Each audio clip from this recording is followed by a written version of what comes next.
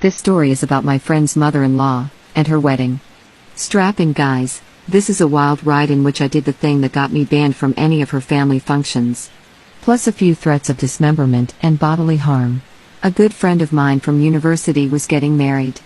They had been a couple since junior year of college, through her 2 years in the Peace Corps and currently her return to this continent. 6 years in total. She had been to all manner of family functions and always came back with a strange story about how she thinks her Mill secretly hates her. But she, being a very quiet and sweet person, pushed those thoughts aside. Point 1. She is vegetarian and Jewish, husband is not.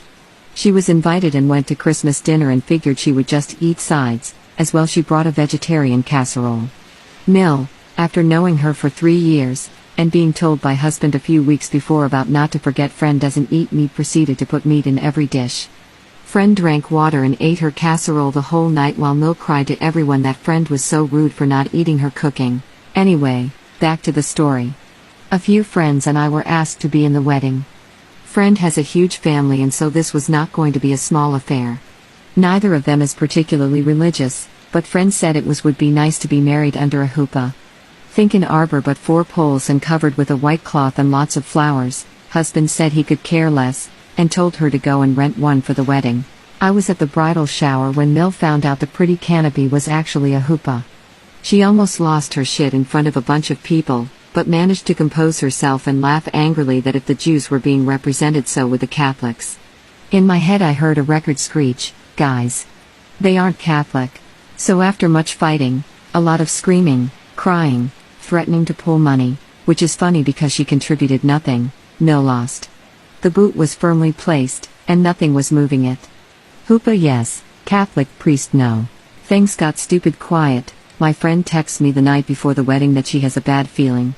I tell her it's probably just nerves, she is getting married and this is a big deal. Oh, how wrong I was. We all show up, get our hair and makeup done.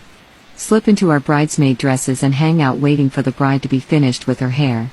She makes a comment saying she hadn't seen Mill all day and that she skipped her hair and makeup appointment. We all side-eyed each other, took a few sips of wine and hoped the eerie feeling would go away. 30 minutes later, as we are helping the bride into her dress, guess who shows up? If you guessed Mill, you win a cookie.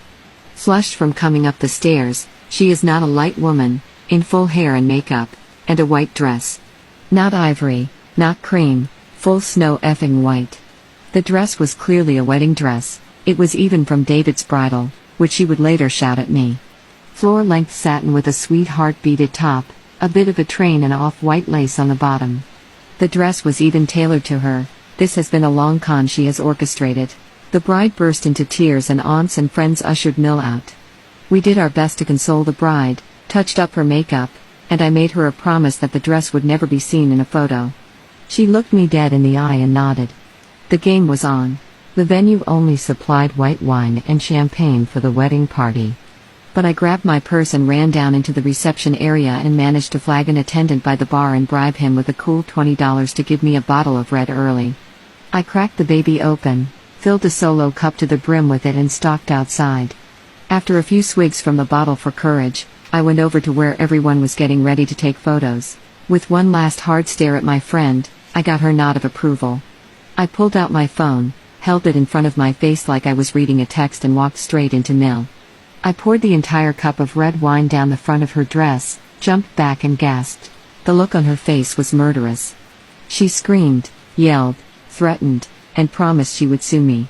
People had to hold her back because she wanted to fight me.